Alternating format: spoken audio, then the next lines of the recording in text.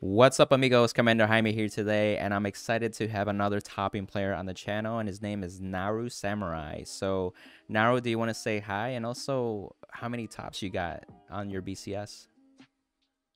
What's up, guys? My name is NaruSamurai, and currently BCS wise, I have 2 tops back to back, same day. Kind of want to increase those numbers though. You know what I mean? Absolutely, awesome. And for one of them, you got top 8, which was premium, correct? Yes. And then standard. Premium with the. Oh, go ahead.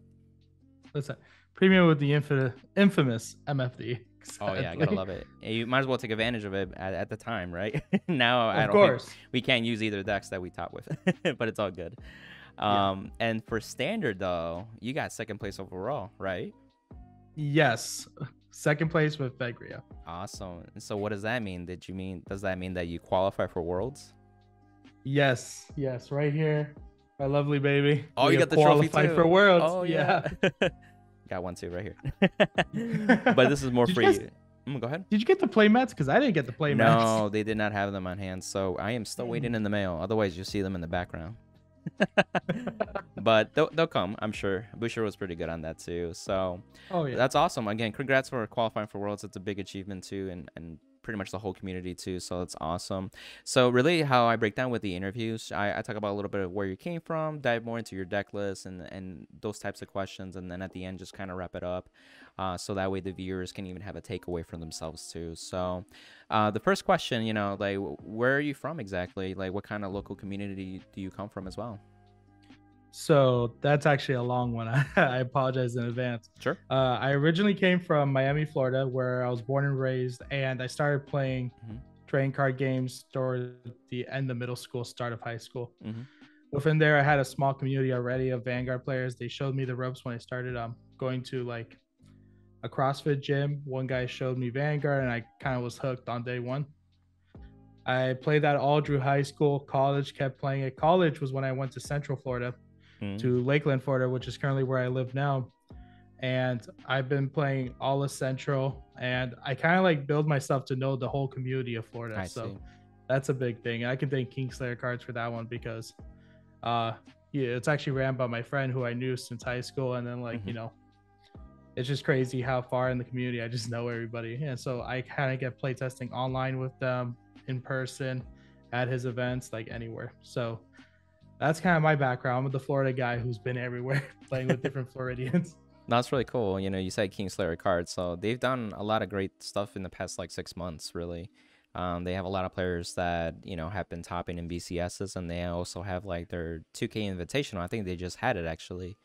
So it's just really phenomenal just seeing a community just grow, and also just have like the competitive spirit too behind it too. So thanks for sharing. Now I think, you know, what everybody's wanting to know is more into the deck list and also how did you prepare kind of thing. So my first question would be like, how did you prepare for both events? Did you want to elaborate on that? Yeah, of course. So I'll start with premium first, because it was more simpler. For the premium one, I started seeing that MFD was topping after Bro because of David Vec, I think, right? Yep, Dave Vec. And I chat with him about the deck a bit. I already pretty much had all the cards in front of me. I thankfully didn't have to order anything other than probably like the Gray Exhaust, which later people weren't even running. They're putting in Tapner instead. And that deck, honestly, I like the Gray Exhaust more. They're going to assume I don't need Counterblast. Give me the Counterblast. I use Gray Exhaust. Overall, the deck was pretty convenient for me, and it just felt what I needed. So at the time, I said to myself, I'm just going to play and get that invite, because, like, you know, it's right in front of me. Might as well take advantage of it. Now, standard was kind of weird, because originally I used the same mentality for premium when I was going with standard. Good. And this was around the time Festival Collection came out, before we got V-Clan. But, like, when we get Festival Collection, I was already looking at, like, Buff Sagra, because I was like, I'll keep a good hand size, because the main thing in my head was hand size for standard, because as long as you had that hand size, you had the game. Yep, I agree. So I was looking at Bav, but my issue with Bav after playing it, I even ordered all the stuff too, was that I wasn't getting consistent cards into my hand, so everything wasn't guaranteed. Even though I had the hand size was kind of useless to me. Yeah. And I still had the Thegrea deck, and I kept playing that one, and I just found Thegrea to be more like consistent and like toolbox. Because like even though I can't guarantee the Thegreas I draw, I can at least get one back from Maple, or I can get a PG back from Maple, or I can just reuse the over trigger as long as I have a grade 0 and so for Maple. So overall, that card was just busted in my opinion, and I was like, you know, I think I'm gonna go with Thegrea. Not because it's Thegrea, but because it's kind of doing what I needed to do. Right. It has those attributes that you were looking for in a deck, right? For standard. Yeah. Gotcha. Yep. Only was reading the card text. That was it. Awesome. So now that you had that mindset of going into those decks, what's something that you did to prepare? Do you usually compete in locals? Do you do something online? Any methods that you want to elaborate? I think I would say I did a little bit of everything. I went to locals. I went to events that were nearby. Repeating the game. Yeah. Repetition. Exactly. And I couldn't really say I fought all the decks. I just fought a good majority of them. Like I fought Nirvana. I fought Bruce. I fought Prison. Prison's surprisingly very easy.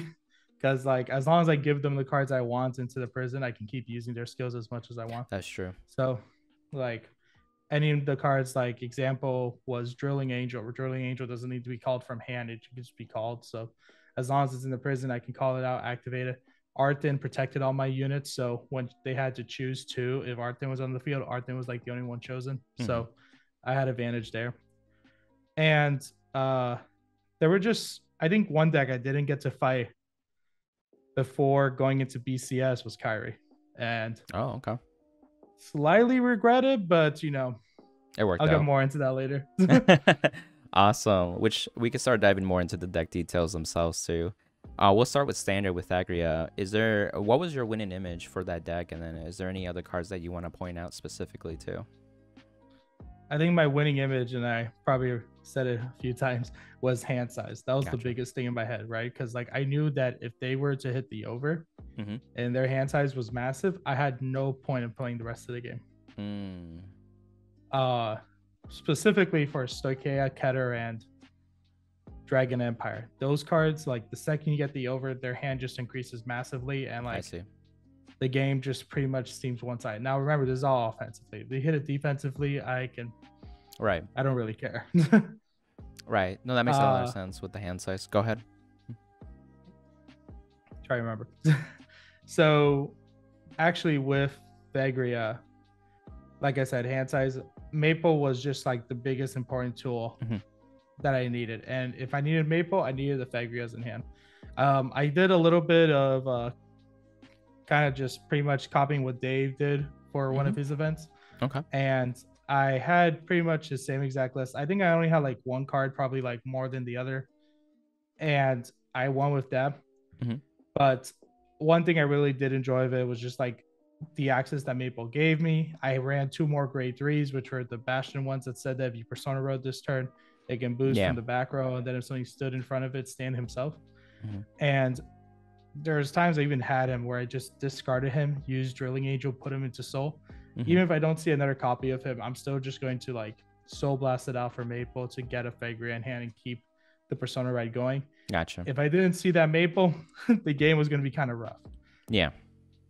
So you use really Maple as that tool to consistently keep winning, right? Of course. That and Drilling Angel. Like, as if I can guarantee something in hand, I take full advantage of it. If I was fighting Ravidia, PGs were like my best friend. Like, amen. Oh, I had 3 of them probably like most turns because I kept returning it back to my hand. That's so nice too. It kind of reminds me of Zorga too with the Shadow Cloaks too. But I feel like Maple is a lot more flexible than Shadow Cloak. Yeah, because Maple, even though she goes to Soul after you use her skill, as long as you boosted her with, and this I guess would be my second important card in the deck, would be third one after Drilling Angel, would be Painkiller Angel. Because if I boost Painkiller Angel with Maple, right, they both proc at the end of turn at the same exact time. I can put Maple into Soul already, and then let's say I haven't seen another Maple yet, I can raise Soul Blast Maple out for the Painkiller, draw a card, and Maple's ready and drop ready for next turn. Oh, that's really good actually. So you could just keep looping it if you want to, and then as long as you have the booster, you're pretty much golden. Yep. That's awesome. I guess going into your matchups with this deck, did you want to elaborate a bit of the Swiss rounds and then your top 8 as well? Yeah, yeah. I think I remember more or less my Swiss rounds. It could be just highlights too if you don't remember everything. So okay. So round 1, I fought Kyrie. nice. Back to what I was saying, I did not play any practice. I got 0 practice with Kyrie, honestly. And first round, I ended up fighting it. So already in my head, I'm like, well, taking the L. Let's go. Did not take the L. I fought against that deck, and I started to realize what my biggest issue is. Because like one thing I kind of do, and I get a lot of practice with, is when I play best of 3s, I kind of get the idea of the deck within the game, and then game 2 and 3 would take it. But there was no such thing as best of 3 at this Georgia event. So I was figuring out the deck as it goes, and like I don't think I was slow playing more than I was processing that. Yeah. I don't know, the grade 1 that was boosting Melty, I think, kept looking at the top card and then putting it at the top or bottom, and that was giving me anxiety. Right. It's like, what are you stacking? Oh yeah. So at that point, I had to probably I kind of guarded really early and kept taking the Vanguard swing because I didn't know where the power was going to go. I wanted to limit where the power was going for those rear guards because I knew they kept getting power. Yeah. And when they were getting power, I knew that they were 1 damage each. So my logic was like, if I guard the Vanguard for a 1 to pass, right? Because if he leaves something on top, I fear that it's going to be 2 triggers. And I know they're going to give it to Vanguard. So I kind of put myself in like a low damage scenario and make them put the power on the Vanguard. Even though I'm guarding the Vanguard attack, they're going to add it to the Vanguard. And then like when it doesn't hit, I can just take the other 2. This is probably the worst way you want to play Vanguard. I'm going to be honest with you. Interesting. The logic was, yeah, it worked out. And I think that was also a weird game. The person I fought against was really nice. And then like afterwards, they kind of didn't want to talk to me. Yeah, some people just don't know how to take a loss. Yeah, apparently. it was rough, but you know, it is what it is. You see where you go. Game 2, I'm going to say I fought Bastion. Okay. I'm pretty confident it was Bastion. And against Bastion before, it was pretty like 50-50 in my opinion, because like if they got everything off, they were kind of good. I don't know if it was the play testing, but Bastion felt like the easiest deck to fight right beside Prison. I don't know why. I think it's because like I know their hand is not guardable. Like if they draw grade 3s, like or all their cards in hand are grade 3s, like they can't really guard anything. Yeah. No, that makes a lot of sense. So just me being able to recur and not use my hand because I already get a Maple out. If I'm on Light Thegrea, I can call from deck, and I kept fitting out the deck. Like there's nothing but probably triggers left in that deck anyway. Bastion was kind of like an easy sweep. They scared me a little bit when they got there over, but because it was Bastion and their dry checks were grade 3s, I felt kind of fine with the over. Yeah. After that, I fought my Team Eclipse member, Anderson, which I really hate fighting a teammate. I'm gonna be honest right now. Yeah, early on too. It's really a sucky feeling. Yeah. So I end up playing that one. He's playing Nirvana. So I can't remember. I think I was at grade 3, right? So I ended up going first. I ride into Light Thegrea, and then on his turn, he goes into Nirvana, calls Amelia, counterblasts for Amelia, goes into Maher. And around that time, I was like, all right, so I'm going to take a point of damage. I kind of pre-planned it and stayed at 1. Yeah. Ended up going to 2. And I think I just got really lucky with triggers because that game, like, his hand was just dwindling and then my hand was just getting larger. So going back and forth, he hits a defensive over on my turn. I hit the offensive over on the Vanguard swing because it was on the restand of Dark Thegrea, and then I ended up giving all to Vanguard and him taking 2 because I pulled a crit earlier. Ooh. So yeah. It happens. Yeah. It's standard. He ended up getting top 8 in standard, so like that's not bad. Game 4, was against James Albright, which if you looked at Fuzzy Paradox's post with like the 4, he ended up getting first. So I fought my only loss, by the way, everything else was a win. My only loss was to first place twice. Okay? Oh, wow. I was not upset until after I realized that. So I fought James Albright, and it wasn't a game. I wasn't seeing Maple. He saw like 3 of them. Okay. So was it a mirror? I didn't have. It was a mirror. Yeah. Oh, he was wow. playing Thegrea. Okay. I drew my hand. I sent 6 back. Sorry, not 6 back. Sorry. I sent 4 back.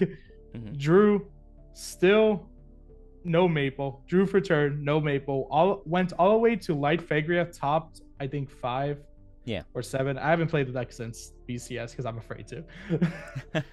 And still no Maple. So I was like, all right, this is going to be kind of rough. We went back and forth. I don't even think I made it to Dark Thegrea. I think I just took the damage and called it a day. Oh, wow. Gotcha. Oh, yeah. Yeah. So at that point, I was freaking out because I have 4 more rounds to go and I'm already X1. I see. I was not confident. So 5th round, I fought Bastion, which we said before, not that hard. Right. Just keep going at them. They don't have enough to guard anyway. Game 6. There's 3 more. We're getting down to the wire. I want to say I fought Prison. Yes. I fought Prison. And then I fought Prison. And then I fought Prison. Oh my God. 3 in a row. Oh, yeah. You remember when I said I thought Prison was easy? It was a little bit difficult. The more I kept going at it, because like they weren't dying. I think the first one I decked out. Wow. The second one, I overpowered because I had both the grade 3s that when I say Persona right, they get boost. Yeah. I had one on the Arthin column and one behind Dark Thegrea. Yeah. And swung Dark Thegrea, trigger check, critical, crit, power to Arthin. Or power to the Maple to just increase the other column, right? Yeah. Restand, attack again for 36 with a crit, draw check, nothing. Arthin swings, Maple swings for like 40. I want to say 48. Some decent numbers, yeah. Yeah. And then they didn't die that turn, but then when I went to Light Thegrea restands the rear guard. So Arthin was the one getting the restand, and the grade 3s were still in the back row, so they were all protected. It worked out. Yep. And then the last one was another deck. Another deck out game, which was pretty rough in my opinion. My last one, he kept hitting a crit, and that was giving me like that's anxiety. He like attacks me at grade 1, critical. Attacks me at grade 2, critical. Attacks me at grade 3, PG drop, critical. And I'm like, oh my God. Like, is this guy gonna let out? I was like, I've seen trigger shacking, but that was a new ordeal. Like, either he was blessed by the gods or I wasn't paying attention at something in that match. Yeah, I know, right? Then after that, I was super ecstatic. I think I hugged the judge that collected my ticket. Because I made top 8 at a BCS. This is my 3rd BCS I've been to. Oh, okay. First one was during the release of Dragon Golord, the Rebirth, the first one. Oh, wow, that's been a while. Oh, yeah. The second one, I want to say, was when Gauntlet Buster came out. Like the original? Or, no, the V1. Okay, gotcha. And then the third one was that one. So, gotcha. And within 3 BCSs, I collected all my dots together and finally got a top. There you go. Oh, yeah. Going into top 8 there,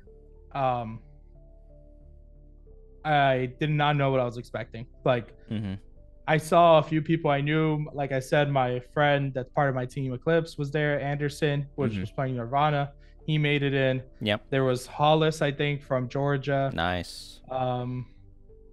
I knew some people back from Miami. There was someone named Renee. Well, his name was Renee, and he was from Miami. He played Bob Sagra. And then like a few others that I didn't really know until I fought them. Oh, James Albright, like I said, that got first. He was there. And we started into top 8, and I ended up fighting Hollis from Georgia. That match, you guys fought off? Oh, okay.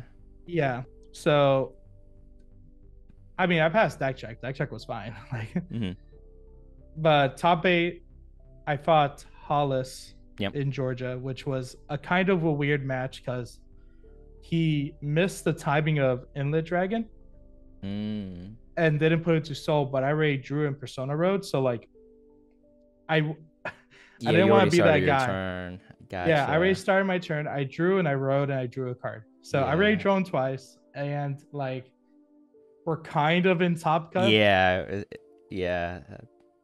So he's like, can I do the play? And then like the judge knew that he couldn't do it. The judge was watching. Yeah, the judge was watching at that point. They won't even let you. I was like, and he doubled down, like even said like, you're not gonna let me do it. And I'm like, yeah, you know, we gotta stick by the rules of the event. Like if this was a tournament like Crow's Nest or Kingslayer Games, I would totally let you take it back, right? Right. But at a BCS, I did not feel comfortable. Right. Plus, you know, people are getting invites to Worlds too, so I definitely understand. You know. Yeah. So we went through that game. He understood the next day. Right. But I ended up going that game. He was playing Flagberg. Flagberg's very interesting because like some people say that like there's Flagberg's kind of busted, but like in my opinion, it's like it's kind of like how you fight it, and honestly, there's like 2 different directions you can go about it. Like you can bait them out to use their counterblast and then just take the Flagberg hit. Which I kind of prefer because that's how I play against it too. Yeah. Or you can like guard the rear guards and just take the Vanguard, but like you Reverse can do that, or but in either way, I was like, whichever one keeps me in hand says, I'll keep going with that one. It also was convenient that I was playing Thegrea at the time because I kept leaving Maple on the field sometimes for that game because I can just intercept the Maple and like, you know, it just saves a card. Oh, it's free intercept at that point. Yeah, and if he doesn't see a Persona right, I'm kind of good. So like no Persona right, and you're attacking it with 13k inlet, might as well intercept. Yeah. Another good one was Arthur, because when he had to pop 2 for Flagberg, it chooses 2 simultaneously. Yeah. And Arthur would have to be chosen, so like I only lost Arthur on the field. Yeah. Going into that, after that game, I took it. I ended up finding Gravidia, which I had like an astonishing moment at the start of him starting Gravidia and placing a meteor, right? Yeah. I had to ask the judge, I was like, I have a question. Okay. When Gravidia sacks the meteors, and this is what I told the judge, and activates the meteor skills to retire, are there 5 different like procs of retiring, or do I choose 5 simultaneously? All that matters. Decided, So they read it. I think he called like another judge over to read it, and then he came to the conclusion that it's 5 different procs. So Arthur was not gonna work for me. Right. Yeah, I think that's how it works too. Each are going off. Yeah. Yeah. So like they would retire Arthur, then retire the next card, then retire the next card, and I was not having that. So I discarded Arthur, went into my grade 2 Thegrea. Yeah. Used the grade 1 skill, looked at the top card, I may call it, and it was another Arthur. I was like, might as well call it to the field. Fair enough. It is what it is.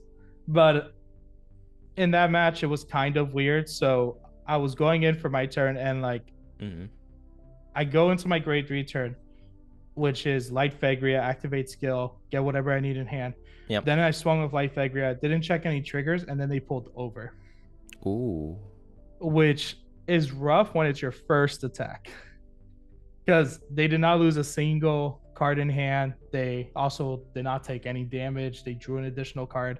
So at this moment, this is really bad because this is against Gravidia, because Gravidia is going to draw 2 cards when it writes another Gravidia unit. Yeah, exactly. Or 3 cards actually, because you get the Persona right. Yeah. So I was kind of worried of what I was going to do at that point, because at that point I can't beat hand size. their hand size is going to be much bigger. Okay. So I chose to gamble. Oh, okay. I knew for sure 2 things. One, they need to get meteors from their deck onto the field. Unless they use Baka Burrito, which only works for most of the one meteors and not the 2 meteors, because once he sacks them, they ended up going to binds them. Yeah. Second thing I knew was that he was going to keep drawing with Gravidia. Yeah. So with both these things in my head, I decided to play deck out. I was not giving him counterblast. If he activated Bobo Mine, I was ready. He, no matter what, has to call rear guards because that deck doesn't do anything else unless it has rear guards. Right. So I kept giving all my attacks to the rear guards. There was times he even called none because he wanted the counterblast. Yeah. And I would give it to him, but I only give him 1. Yeah. So he will get that 1. He would decide what he's going to do. He'll activate the skill. And because he only had 1 on the field, I want to say that I only gave him the Vanguard swing, right? Mm-hmm. So I put him in situations where like he didn't know what I was going to get. If I pulled a crit, he had to guard the attack. I see. I lucky enough pulled the crit because I was on Dark Thegrea at the time.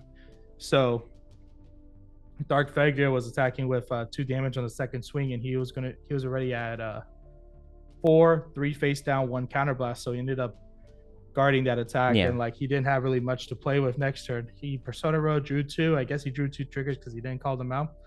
And or meteors. So and then that whole game did not see a Shurgo at all. So there was no way he was returning any meteors to deck. He was beating deck out to me. We went into time. In top 8. Wow. Okay. Yeah. We're on 0, 1, 2, 3, right? Yeah. Funny enough, at 3, he draws his last card. Wow. And immediately loses, right? Yeah. So I even like made sure to like, I was 2, right? Yeah. I was at less damage. I had like 5 cards left in hand because I couldn't keep doing this forever. Right. Right. He goes through his turn. I have like 2 PGs in hand. I guard. I PG the first attack, drop something. I'm down to like, I want to say 3 cards left in deck. He comes with his next rear guard, guards, and I give the last PG to the 3rd rear guard because nothing restands. And then I draw for turn. I look at the judge and I'm like, he has 1 card left in deck. He's 3. He draws. He loses. Correct? He's like, yes. And it's like, I draw. I pass turn. He drew his last card. Yeah. Because I was not messing up that turn. Yeah. It's like, nope. Not gonna attack. Not doing any crazy thing. Yep. Just nope. Yeah, you already got it. Oh yeah. Nice. Was not jinxing it. Then that got me into. Oh yeah. This whole match, it didn't take after Gravidia for me to realize there's a crowd around me. Oh yeah. Like not only like around me, but like they blocked off the corners, but like I see all of the Kingslayer guys there. I see all of my team over here. I see people that are like one-ofs in my locals, some Jacksonville guys, some Miami guys. They want to see this whole match, right? Oh yeah. They want to see what happens. Right? It's me against James Albright, which is also from Florida. He's from Jacksonville, right? And we both look at each other, and he's like, I first want to say, I'm glad we're both playing the same deck because this deck is fun. And that's the first thing he says to me, right? That's and then I look at him, and I guess I was the more business analyst person. It's like, no matter who wins this match, we're getting a room together, right? He's like, for sure. That's funny. I don't know if he's going to stick to it now, but like, you know, all in my head, I'm thinking about that, and I'm like, I mean, if he has the room and he doesn't mind, then yeah, that'll help a lot, actually, yeah. So after that, we played our match. It was honestly probably the fairest game of Vanguard ever. We both pulled our over triggers. That's a lie. It was a fair game. He pulled his over trigger defensively, and this is where I lost. We were down to like both 8 cards left in deck, and I want to say I may have misplayed at the end, but like if I didn't do anything, his hand was going to get bigger anyway. All right. I go for my Vanguard swing on Dark Thegrea, and I hit the over trigger. Okay. And the over trigger makes me draw a card, and then I have the second check, right? Yeah. So now I'm down to... Oh, I think I had 10 cards. I'm down to 8 cards left in deck. I swing with Vanguard again. I'm down to 7. I swing with my rear guard down to 6. Swing with my other rear guard down to 5, right? Okay. So grade 2s. Okay. Yeah. So I'm looking at it, right? I'm at 3 damage. I have 5 cards in my deck, right?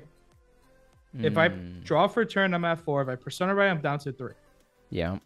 Which means I can't take any of these attacks, but I can't guard all these attacks. Yep. That's what I thought. Yeah. So I knew I was decking out. No matter what, his hand was going to be bigger than mine. If I would have hit a crit, I think I would have won because he couldn't guard the one that was 1,000,000 power, and he ended up taking it. Yeah. So, yeah, he definitely didn't have any more PG. So if I hit a crit, I would have been fine. But I didn't. And I kind of was looking at the scenario because it was still his turn that I kind of came to the conclusion that I don't want to play a game that's going to end with me decking out. Oh, okay. So I ended up taking the last few damage. Gotcha. So that like I lost by like, 6 damage basically instead of deck out. I gotcha.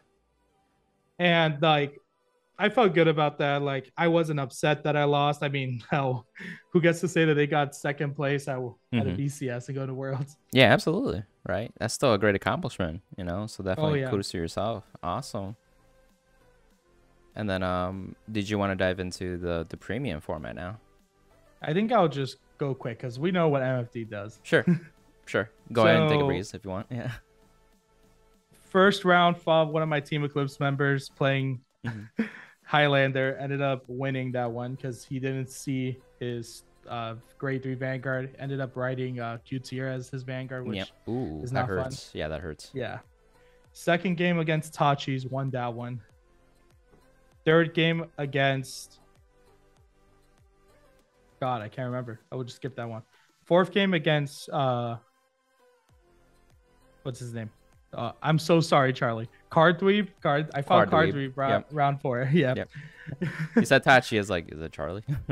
Yeah, but he was playing MFD and he was saying the whole day that he was playing ironic. Yeah. Ripples. So that when he turned up MFD, I was like, I'm taking the loss here because he got first and I didn't see anything happening.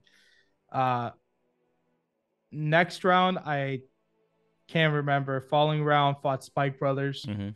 Against Spike Brothers was kind of simple. I kind of just had what I needed. I felt so bad for the guy because the guy we were like talking about football because he comes with like a jug of water and like I was like, man, bro, you kind of look like my high school football days back in the field when we had to do all the workouts and all that. I was like, yep. And then he turns up Spike Brothers and I couldn't stop laughing because we were talking about football. That's pretty cool though. After that, ended up fighting in the final, I think round 8 or round 7. My friend Anderson again, who played Nirvana the day before. Oh, okay. And he was playing Ripples. I was playing MFD. I do want to talk about this one. This one was like the fairest match I think I've ever seen. With these 2 toxic decks. I know, right? So I start my hand. I get my hand together. I do not have a Chrono Jet at all. And I ride 8. I ride 8 and I don't have a grade 3 at all to reveal. Or 4. Okay. So I can't even grab Chrono Jet at this point. He goes his turn. Turn 1, rides Odysseus as the Vanguard. Right? Goes through his we go back and forth. He gets to grade 3 first. Okay. Has Genovius, right? Sees no Odysseus's from the top 5 and none in his hand. Has no way to get the one from Soul back out or the one from Drop Tech back out. Gotcha. So both of you bricked, basically. We bricked. I've had that before. Yep. My turn was super scuffed because I had a way to get MFD because I later drew into a Allure, but I had no way to use it to get my grade 3 Chronojet. I ended up guarding with it and putting a grade 3. I put something. I don't think it was a grade 3. It was a grade 2. So I put a Allure and that grade 2. I had 6 in bind. So I just needed to worry about getting a few more. I think I started drawing grade 3s, but none were Chronojet towards mid because I drew into my turn. I had the heal in hand and I had a crit trigger that can stride. So I rode the heal, strode into Grogrock, and then called a field, attacked with my rear guards first. Okay. Oh no, so I attacked with the first rear guard first. Then the second one bound the one rear guard and then the 3 in the back row. Okay. Had exactly 19 in bind, and then went into Mystery Flare, and both Mystery Flare and the rear guard next to it got 10k. And then because I'm at 19, I was able to do Mystery Flare's turn. So additional turn. Yeah, just one additional turn, not 2. Yeah, so good. Yeah. And he had like no cards in hand. He went to 6, and then the game was over. So like I scuffed, pretty much scuffed. So ended up getting X1 again. That was really good. Topping again. And then in top 8 went through deck check. And I think deck check was kind of scary because they didn't see anything wrong with my deck, right? But the person next to me was a member of Kingslayer playing Royals, right? Okay. His name was Eric Zarita, and he got kicked out of top 8 because he had the wrong deck list. Like all the cards are correct, but one card, because that card was no longer in the deck. Oh wow. Yeah. Damn, yeah, it was a Cray Elemental. I don't remember which Cray Elemental it was. Gotcha. Then on the other side was Andrew Condrick. I think he mentioned this in this interview, but they were looking at his sleeves and were worried about his sleeves. And he bought those sleeves literally at the venue. Yeah. Them, and then like he's got called out of them. Like he was like, "Well, I'm not doing anything."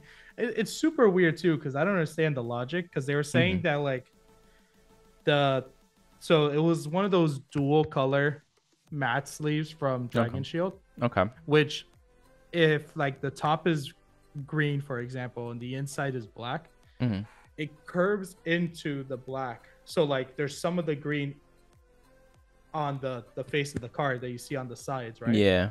And not all of them were like that. So they were kind of worried that like they were marked. But yeah, like I didn't understand it because it was on the side that like you can't see from top. But I guess if like you flick the card, you can see it, but like that's still like out of reach because you have the card literally like. Yeah, sometimes it's just those manufacturing things that the sleeves happen, and then yeah, that's scary.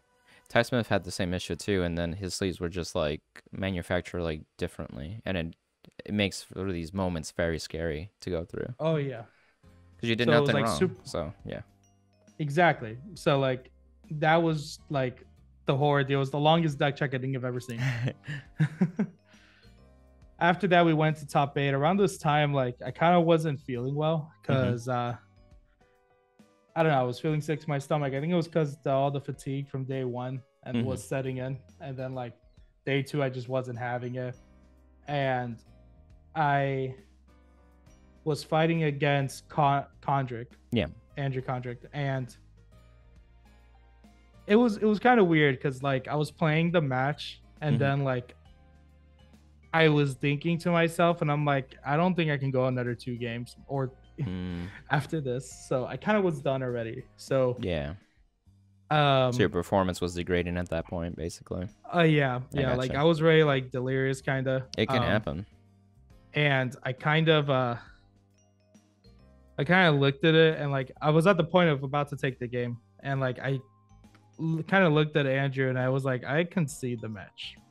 And he was super confused, and I picked up. I would be too. It was super weird. No one understood why. I told everyone later, but like my whole thing was like, I'm kind of done. And then like,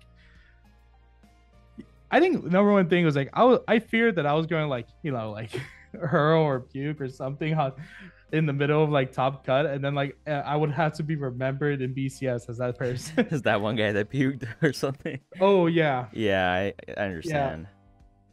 Yeah. So ended up probably taking the loss there. Gotcha. And he ended up taking the whole thing, which like he won. Yeah, I interviewed him too. I was super proud of him, but like in my head I was like, kind of wish I played. If you were feeling well, that's fine. I mean, what's cool, he still like finished it off in top 8, so he still earned his, you know, his first place too. Yeah. So no, that's cool. Thanks for sharing your matchups and in-depthness and everything like that. So typically at the end of tournaments, you know, what's something that you felt that you've learned from or maybe reflect on? So I think around this time I was starting to reflect on the idea that standard for like what it is, like yeah, we all make our jokes about the over and all that, right? Yeah. But like standard in its own is pretty like diverse. Yes, it is. I agree. For the most part, and like you can't really say that one deck fully dominates right now, like at the current moment. I kind of like the freedom of like anything I'm fighting has an equal chance of winning. Yeah. And one you really thing was have to know hand the size. matchups, right? Oh yeah. And then like hand size alone was a big thing in my head, right? Yeah. Like I came to a conclusion that I went in with the right thought, knowing how much to keep in hand, trying to like mitigate the best as possible, stay out low on anything that's like high rolly, like Ravidia, like things like that just struck really strong. Other than that, overs were a pain in the butt. Yeah. I was fine with them defensively as long as they weren't the first attack and I'm fighting Gravidia, but everything else offensively is worrisome. Yeah, those can really put you in the lead like significantly if done well with the right timing. Gotcha. Yeah. Then in premium, Bushy did what they needed to do and hit MFD. So I can't say hit MFD and they did it. I think we're all like kind of relieved of that because it's fine to play for a while, but after a while, like you know, it's not good for the game, you know, long term. I think another thing too was that it caused something else in premium, which is like the whole first stride format, where it's like it's either first stride or first stride format that's now become like a thing for premium, and it's in my opinion very annoying for the most part, because even if we don't have like MFD and Gravidia, you just brought back NLK, and then like NLK now can just keep going back to 2 and not letting you stride. Then there's Superior Ride Grand Blue that just keeps using Navigator, milling to 30 and going into Bartholomew, which is also a pain in the butt because you're at grade 2 and they strode into Bartholomew. Then a lot of people are going back with Riviere, which gets to grade 3 before you and strides. And like it's getting to a point now where like I like premium, but if I can't use my G Guardians, why am I playing premium or investing in them? Fair enough. Like you can't even use the G zone, right? Is what you're saying. No, I see your point. Exactly. Gotcha. So funny enough, after I going to like Kingslayer's event, which is great, I was like, I'm glad I got my standard invite. Oh yeah. It's a lot more challenging in premium because there's so much to the card pool, and even like with the metagame forming up now, like you don't really know what actually gets played too until like we see the first event or two and see what that looks like too. So definitely understand. Awesome. One of the things too that I like to ask too is that for the viewers as a takeaway, you know, what's something that in your eyes holds people back from topping, and what would you recommend for them to kind of get through that? There's a lot for that one. The most likely thing I think is it's kind of like a two-parter. I would say like probably like someone's anxiety as well as like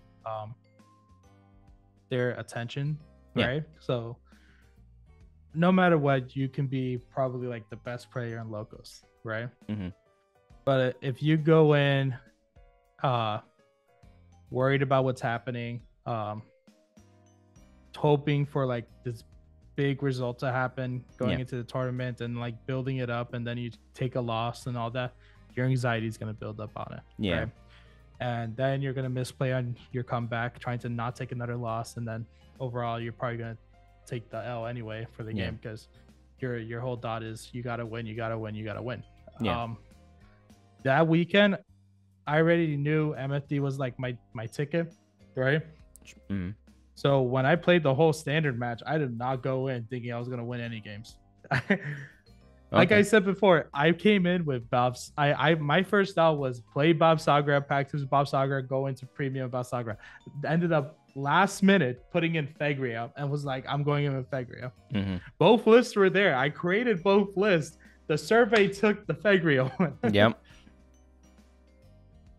And within that match, honestly, like I was not worried about me losing until I lost. When I lost, I brushed it off because I was like, it is what it is. The guy's a really good player. I think he's going to do well going forward. We'll see what happens, right?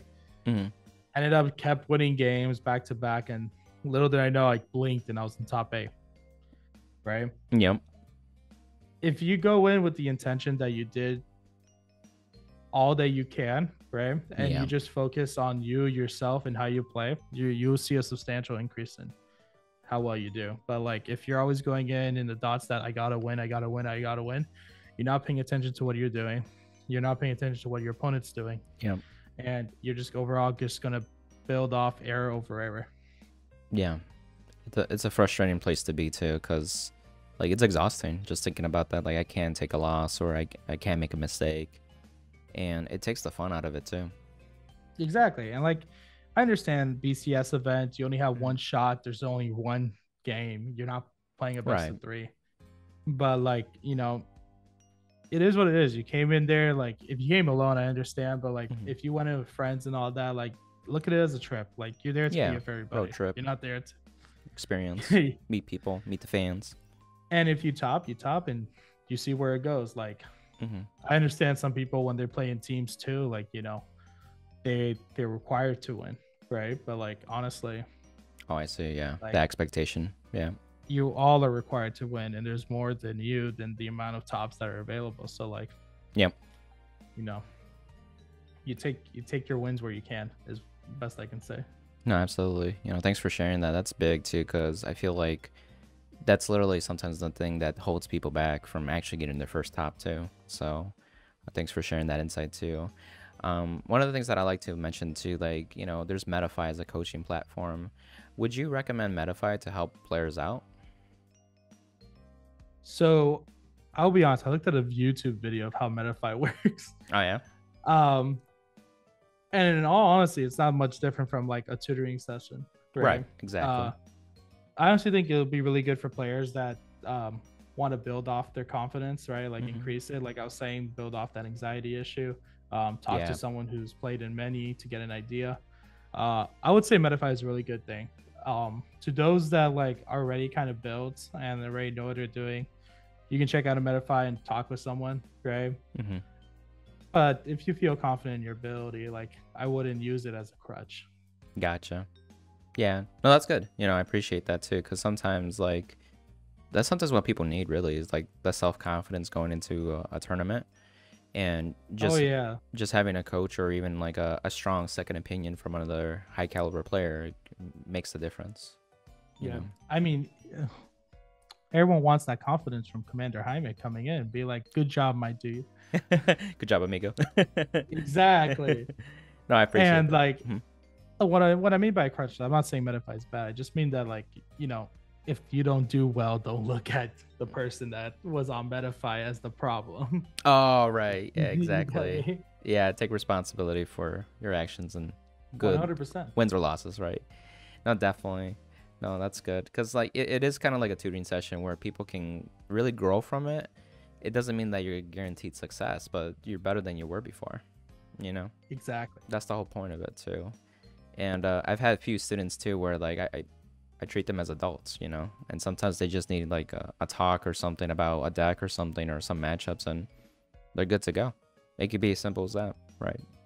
It's not a cater to everybody, and then other people just need different things. So yeah. No, thanks for shedding on that too. Any shout outs that you want to make? Yeah, that's a lot. Go for it. So first I want to shout out my team Eclipse. We are a starting up team located in Central Florida.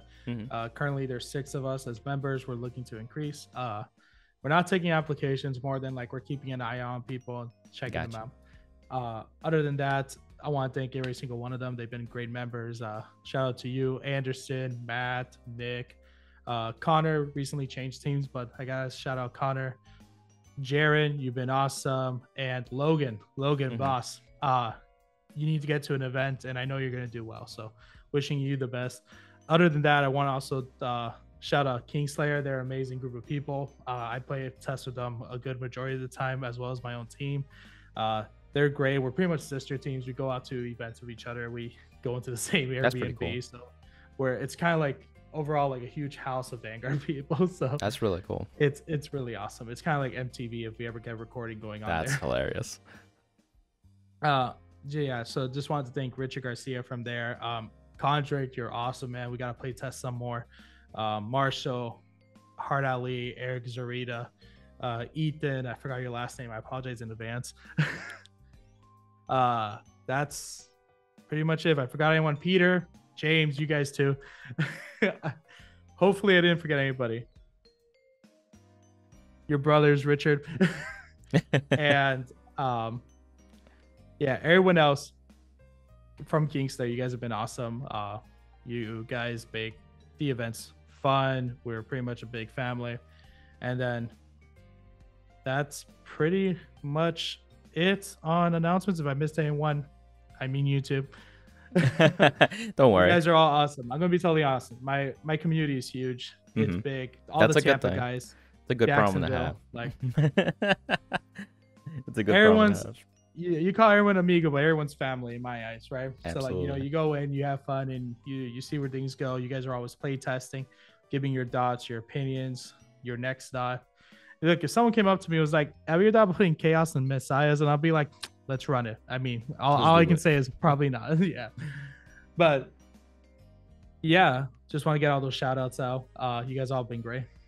Awesome. And then where Shout out to Commander Hyman. Oh, I appreciate that.